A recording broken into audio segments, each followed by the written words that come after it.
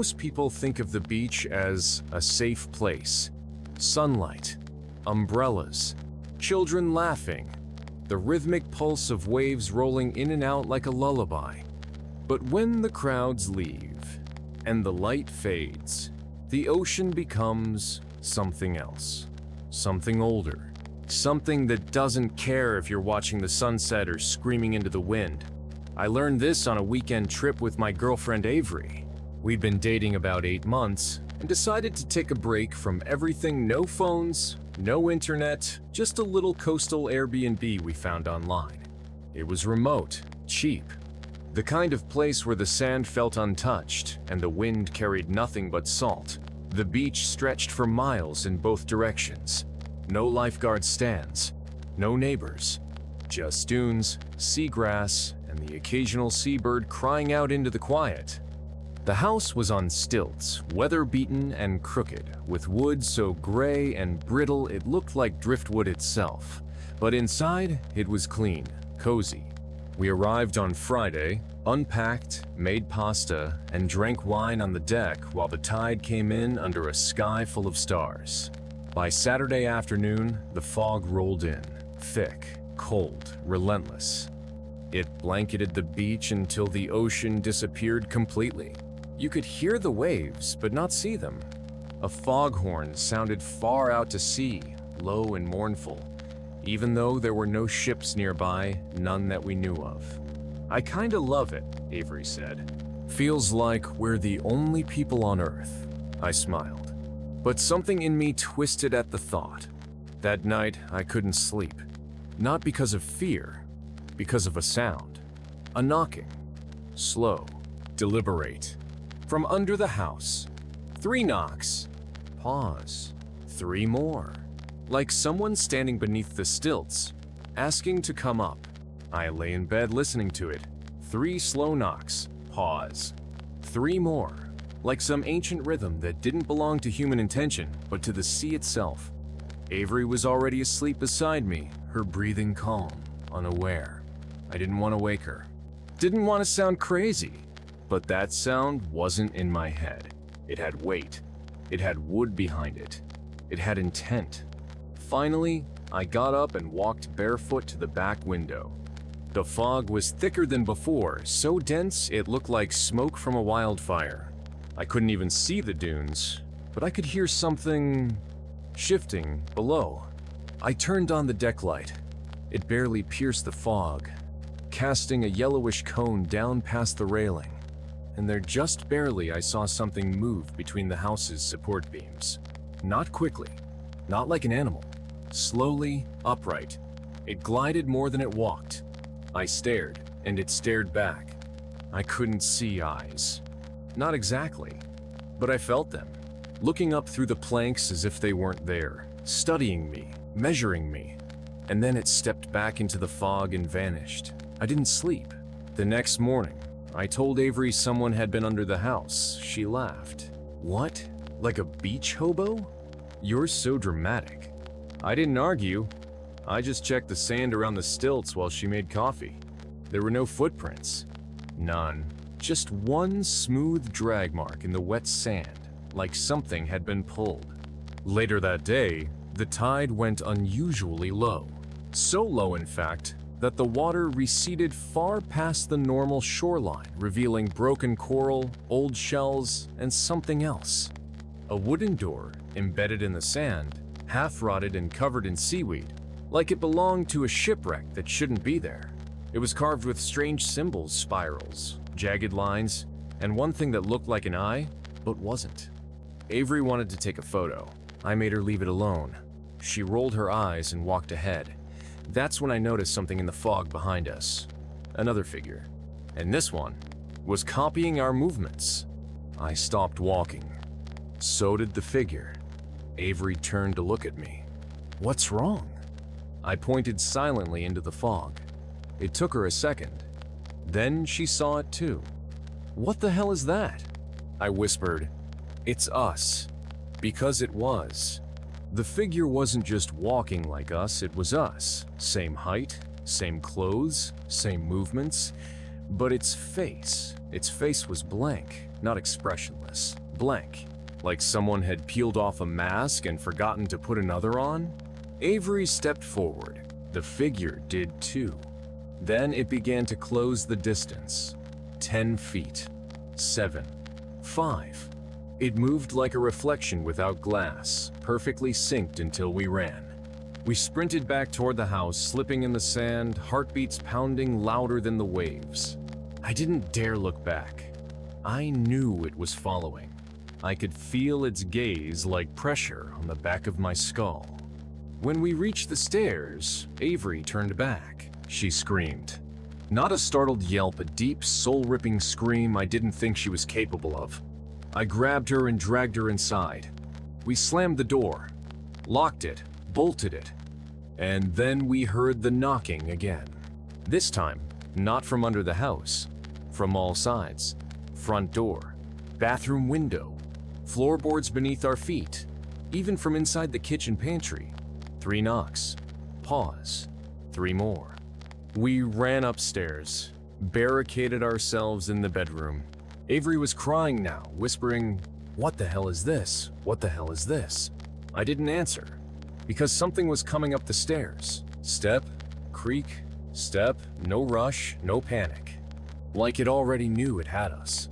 Then the lights went out, and in the glow of the moon filtering through the fog outside, we saw something standing in the hallway. Not tall, not short, exactly our size. And it was wearing Avery's sweatshirt. I don't remember falling asleep, but I remember waking up. Everything was quiet. Too quiet. Avery was gone. The bedroom door was wide open, swaying slightly on its hinges, as if someone had just passed through. I called her name. Nothing. I crept downstairs barefoot, shaking. The fog outside was thicker than ever, pressing against the windows like something solid. The house groaned, its beams flexing softly like lungs. In the kitchen, the pantry door was ajar. Inside, there was a staircase I swear hadn't been there before, narrow, wooden, leading downward into pure darkness. The smell of salt and rot poured up from it like breath. At the bottom, I saw her, standing ankle-deep in seawater, motionless. "Avery?" I whispered. She didn't turn. I took 1 step down. The walls pulsed around me. Water dripped from unseen places. Whispers curled between the beams like smoke. I reached out to touch her shoulder, and she turned. It was her face, but it wasn't her. Her mouth opened, slowly, and I saw water pouring out from her lips, her eyes, her pores, gallons of it. It surged up the stairs, freezing cold, slamming me backward as the house above tilted, like a ship taking on water. Furniture crashed, windows shattered. Then the front door blew open, not from the wind, but from the sea itself. A black wave swallowed me, and I woke up, choking on the shore. Alone. The house was gone. No stilts, no walls. Just a soaked indentation in the sand, as if something heavy had rested there for centuries and was suddenly lifted away. Avery was never found, but the foghorn still sounds every July at that same beach, even when the weather is clear, even when the sea is calm, even when no ships are out there. And sometimes, when the tide is low, you can still see that wooden door in the sand, waiting.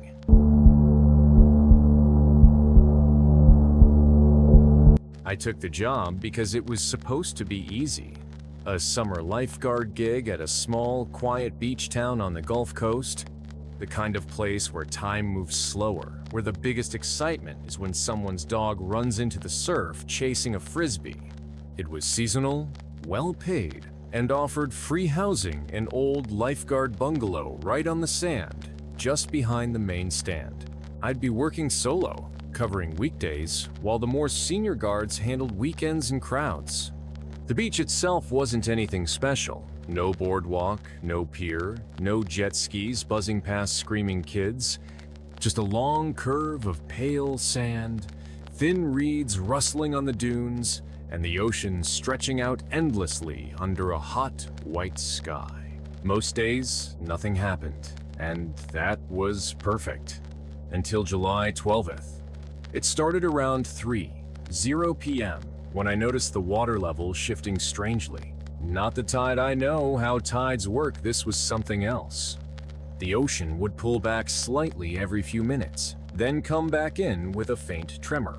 Subtle, like breathing. Then I spotted something out past the second sandbar, a figure, standing perfectly still.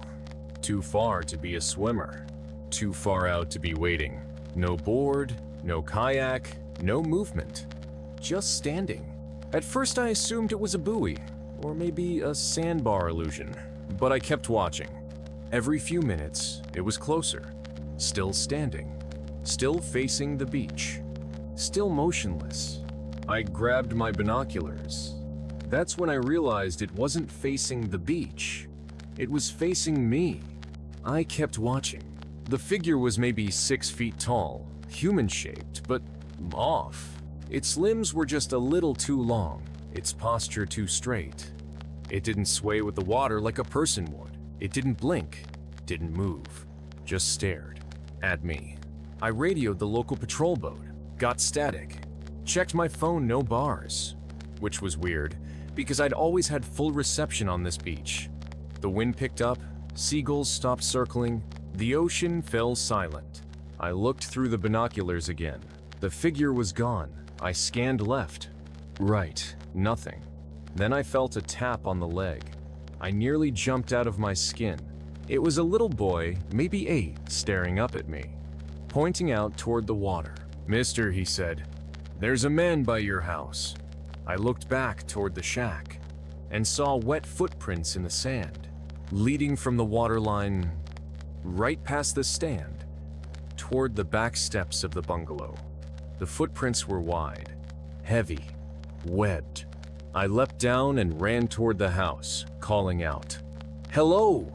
You're trespassing!" No answer. I pushed open the back door. It creaked, damp and swollen from the humidity. The interior was dark, too dark.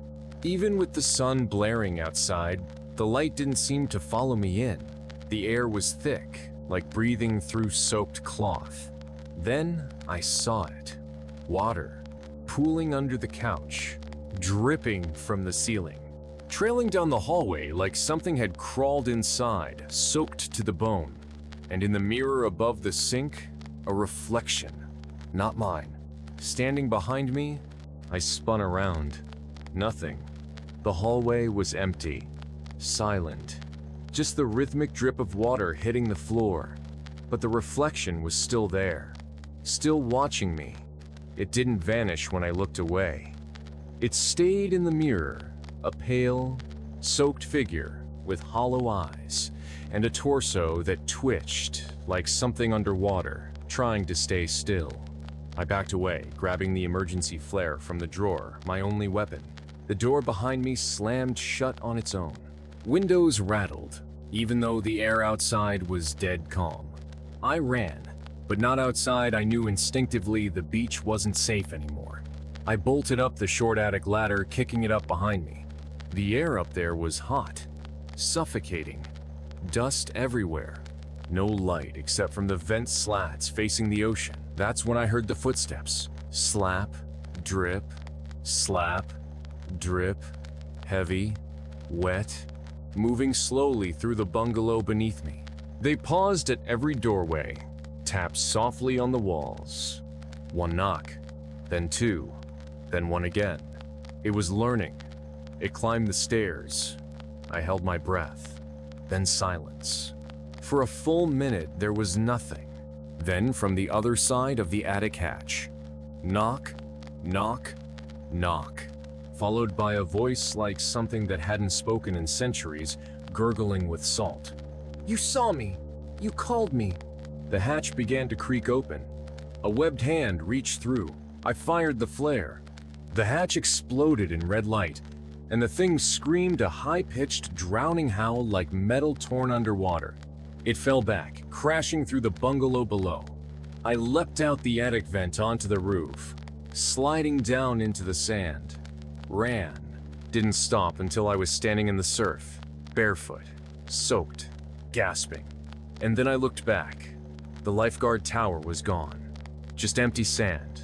No footprints, no blood, no trail. Just the waves and the faint shimmer of something tall and thin watching me from beneath the surface. The local sheriff found me walking barefoot along the highway hours later. I told him what happened. He didn't laugh, didn't question me, just looked at the beach and said, "You're not the first."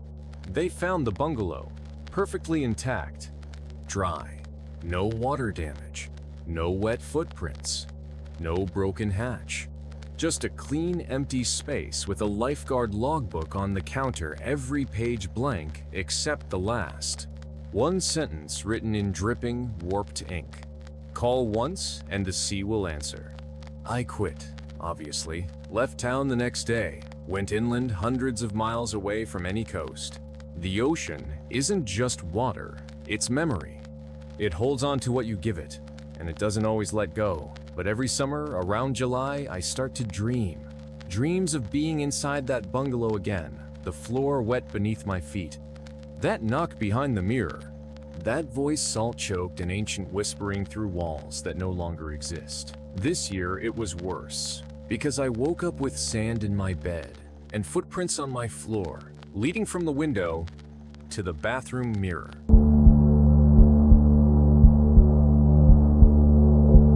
My uncle worked in the Coast Guard for 27 years. Tough guy, no nonsense. The kind of man who didn't scare easily. So when he told me in a hushed voice with a shot of whiskey trembling in his hand, "Never go near a drifting buoy after midnight," I believed him. I was 17 when I learned why. That summer, I stayed with him and my aunt in a small beach town in South Carolina. Their house backed right onto the dunes, and I'd spend most nights out on the shore, stargazing, walking barefoot through the surf, smoking when I thought they weren't looking. One night, July 29th, I saw something, a red buoy floating just offshore. The weird part? It was moving, not bobbing, but drifting laterally, against the current, slowly but steadily, from east to west. I watched it for a while. It had a small beacon on top that blinked every 5 seconds, casting a faint red glow across the black water. I assumed it had come loose, but the Coast Guard would have known, right? When I got home and mentioned it to my uncle, he went completely still. "Where exactly?" I told him. He stood up, went into his room, came back with a marine chart and a flashlight. He made me point it out. Then he said flatly, "You're staying inside tomorrow night, door locked, curtains drawn, lights off." I laughed, he didn't. Then, in a voice that didn't sound like him, "If it gets on shore, don't let it call your name." The next day, I did what any stubborn teenager would do. I ignored him. Sure, I stayed in the house like he asked, played it cool, even closed the curtains for effect. But around 11:45 p.m., I slipped out the side door barefoot and walked back down to the beach. The tide was high and the moon was full. I figured if the buoy was still out there, I'd get a picture. Maybe show it to my uncle in the morning, prove it was just a piece of junk, just a drifting, blinking hunk of metal. But it wasn't. It was closer now, much closer, maybe 30 feet from shore. Still glowing red, still blinking exactly every 5 seconds. But now I could hear something in between the pulses. A low hum, not mechanical, not a foghorn, more like a voice, trying to shape itself through static. I stood there, frozen, phone in my hand. Then I heard it. "Alex?" My name, clear as day, as if whispered directly into my ear. I turned around, no one behind me. I stepped back from the waterline. "Alex." This time, it came from the buoy. It wasn't just blinking now. The light rotated slightly, like it was searching. I began backing up the beach, heart racing. Then the light stopped moving. It aimed directly at me. And in the red glow, I saw something beneath the surface. Not metal, not chain. Something attached to the buoy, stretched taut beneath the water, like a spine. I turned and ran. Didn't stop to think. Didn't look back. Sand flew behind me as my feet slapped the beach, adrenaline drowning out the sound of the waves. The humid air burned in my throat, and that hum, that voice was now inside my head, whispering every few seconds like the buoy's light. "Alex, come closer." I reached the dunes, leapt up the steps to the house, slammed the door shut, locked it. I closed every window, every curtain, turned off every light, sat in the living room, sweating, heart pounding. Then I heard it again. Not outside, not in my head. In the house. "Alex?" I turned toward the hallway and saw a faint red glow at the end of it. Blink. 5 seconds of darkness. Blink. It was coming from the guest bathroom. I stepped forward, slowly. Every instinct screamed to run, but my feet moved on their own. The door was ajar. Dampness leaked from the gap. The tiles beneath it were dark and wet, like seawater was seeping in from underneath. Blink. Then the voice again clearer this time. "I've been calling you since you were born." I kicked the door open. Nothing. Just a puddle of black water circling the drain. No red light, no buoy, no voice. I stared. And then the drain exhaled. It didn't bubble. It breathed. I stumbled back. And through the bathroom mirror, I saw something standing behind me. Tall, thin, wet. Its face was barnacled, rotted, but in the red reflection, I could see something impossible. It was wearing my face. I woke up on the beach, soaked, alone. The sun was just rising, casting a thin orange line along the horizon. My hands were bleeding cuts from coral maybe, or glass. My clothes smelled like brine and rot. My mouth tasted like seawater. There were no footprints around me, no sign of struggle, no sign of the buoy. I stumbled back to the house. My uncle was waiting on the porch, sitting silently with a shotgun across his lap. He didn't ask questions, just nodded like he knew. That evening, he made me burn all my clothes in a metal drum. He poured salt water around the house and nailed iron hooks over every threshold. Then he told me a story. Back in 1989, 2 Coast Guard crewmen spotted a rogue buoy during a fog storm. They went to check it out. One never came back. The other couldn't speak afterward. Just kept scratching symbols into his hospital wall until he drowned in his bed. No water, no injuries, just drowned. The Coast Guard buried the incident. But whispers remained. Buoys that moved on their own. Lights that called people by name. Things anchored to something deeper. We never spoke of it again. I moved back inland. I don't go near lakes. I don't swim in pools. I can't even fill a bathtub without checking the drain for something. But sometimes, especially near July, I still hear it. In my dreams, a faint blink every 5 seconds, and a voice floating just beneath the surface. We're not done, Alex.